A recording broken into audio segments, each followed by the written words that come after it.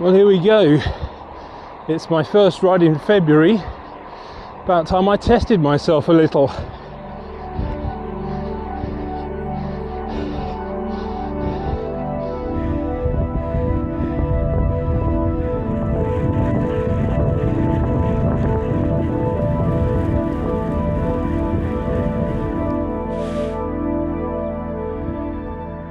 Well, there we go, 3 kilometers from my front door. And there's the first road closure. Need to find another route. They're obviously working on the road there. Now that road is always prone to flooding, and this time of year I expect it's pretty bad, so about time. At least that road would be pretty good in the summer now.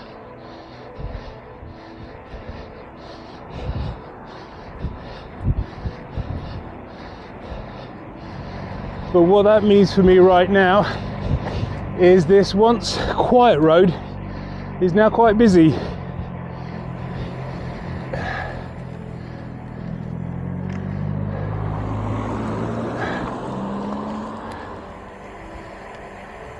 The plan today is not to try and be too heroic, so I'm not going to try for any PRs or anything like that.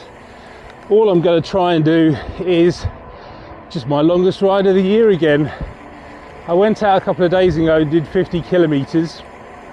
So today's ride is going to be more or less that. I've got a route planned out, but unlike the ride I did the other day, this one's going to be a fair bit hillier. The other day I did about 400 meters of climbing, and I think today's going to be 600, maybe even 700 meters of climbing. So pretty tough.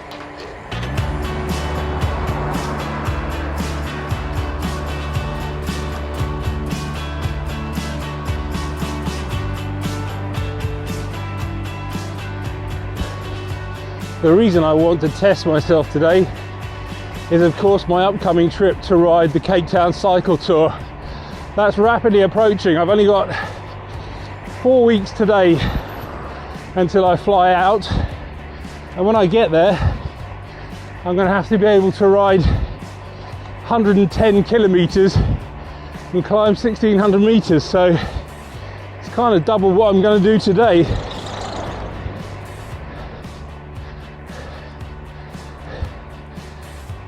Oh blimey, wearing shorts in this weather, that's brave.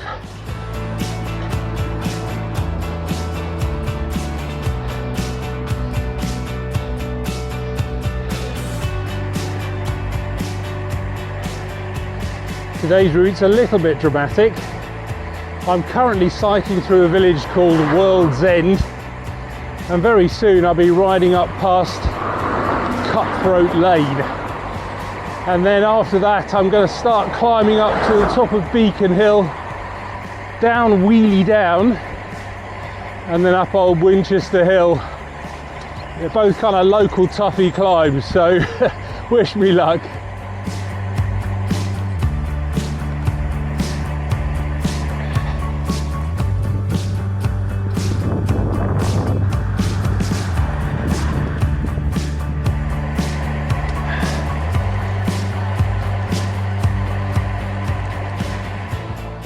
Back on the quieter roads now, and with it being a Saturday morning, these roads are very popular with local cyclists because they are so quiet.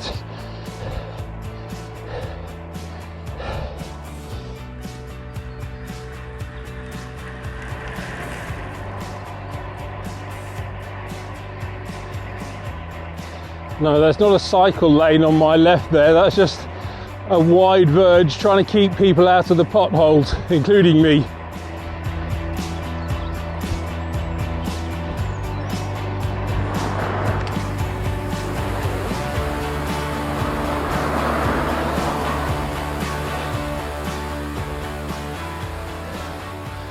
Just cycling up out of Newtown now on another little short, sharp climb. At the moment it's 7%, but in a few seconds it's going to kick up to about 12. You can see it looming up ahead of me.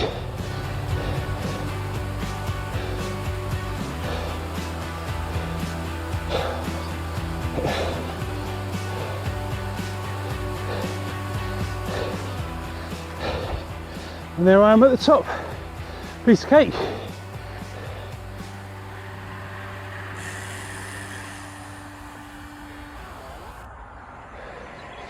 As you can probably imagine, the weather this time of year isn't great, so getting out actually on the road isn't that easy, but I have been doing quite a lot of indoor cycling on my turbo trainer, and that seems to be doing me a lot of good. I seem to remember last year, for instance, the longest ride to date that I did kind of early March was 40 kilometers, and I've already beaten that. But really there's only so much you can do on a turbo trainer. I've been doing 45-minute sessions, and they're sort of equating to about 20 kilometers, but there's no real substitute for getting out on the road and actually building up your endurance.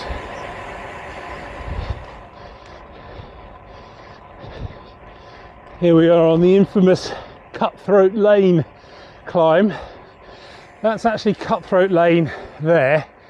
It's not marked on the road for obvious reasons, but it's on maps as Cutthroat Lane. And this is kind of a little starter for the main course of Beacon Hill. 1.8 kilometers long with an average gradient of about 4%. Not mega tough, but tough enough, believe me.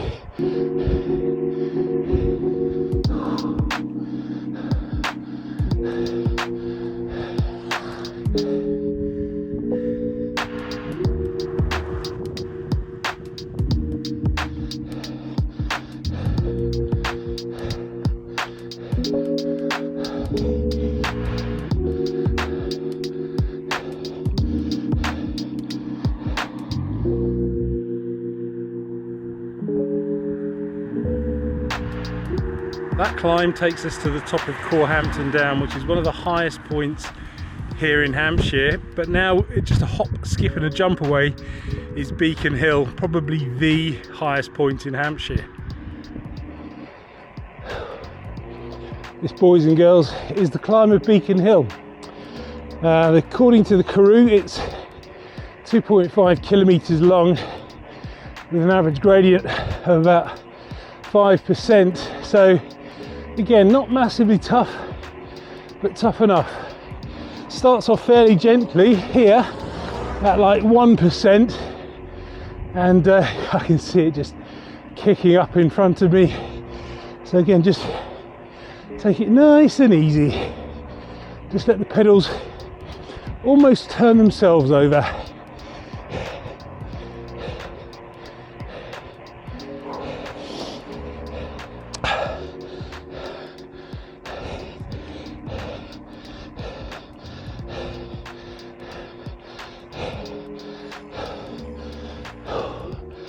Oh, that hill's always tough. At least I've done it now.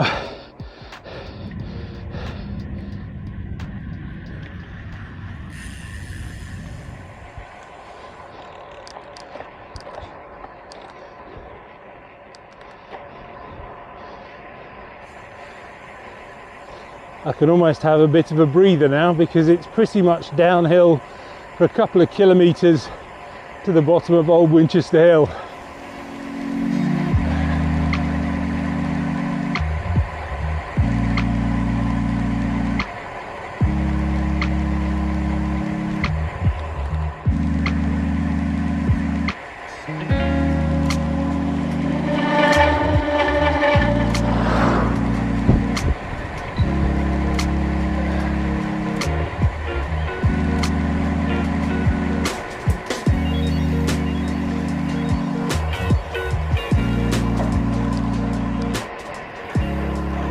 In all my years of cycling, I've never ridden up wheelie down. I've only ever ridden down it.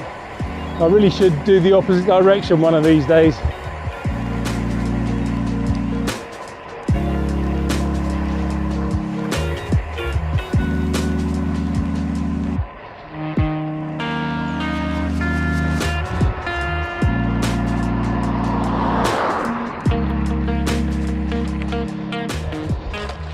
Right, this is where the fun starts.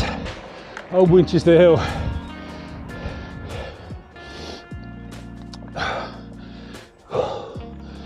Ooh, 10%, 11%, 12%,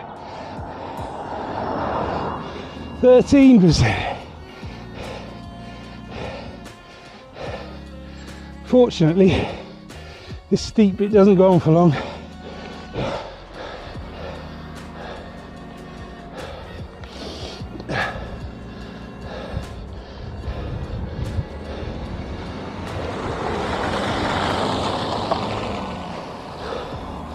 I briefly turned into the busiest road in the world again. Normally this is very, very quiet. So I've just done the tough bit and now I've just got the 2 kilometre 5% slog.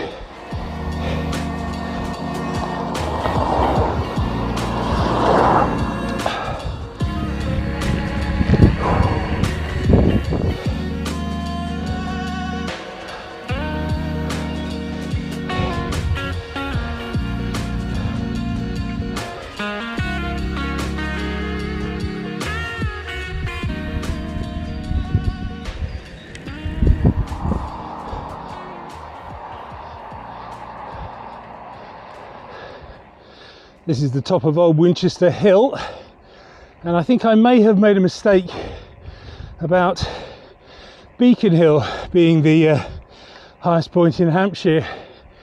According to the Karoo, that was an altitude of about 190 meters, and right now I'm at 210 meters and still climbing a little bit.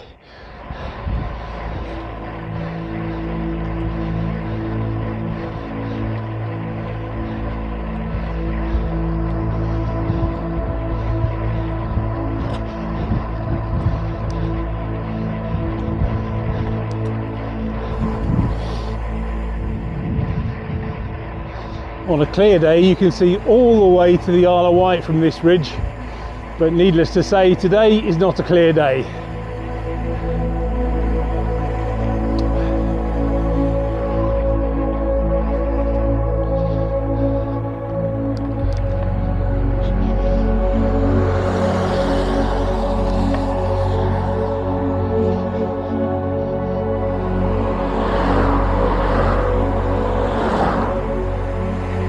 Just descending from the top of Mercury now, and I did notice when I was up there the altitude was 216 meters, and Mercury was actually the site of the Royal Navy Communications School, and there are radio masts up there to this day, so I suppose they chose it because it was pretty high.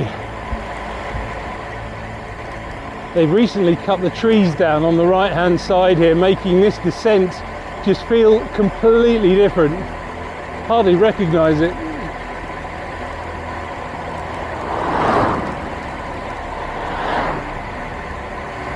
I think they might have resurfaced as well, which is just as well because that was a shocking surface.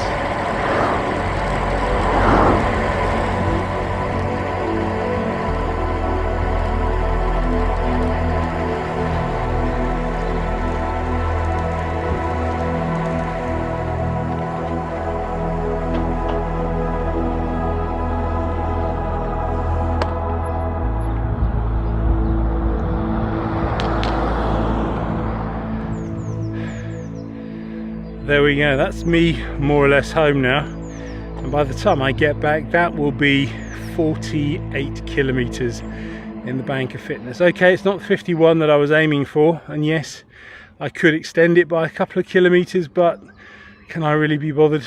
Time's getting on, I need to be getting back, so I'm gonna have to be happy with 48 kilometers today. But it was 540 meters of climbing, which is the most climbing I've done on a single ride so far this year, so I'm really pleased with that. Hopefully that will stand me in good stead for my ride in Cape Town, but it's very clear that I do still have quite a lot of work to do. Let's hope I can do it in the month that I've got left.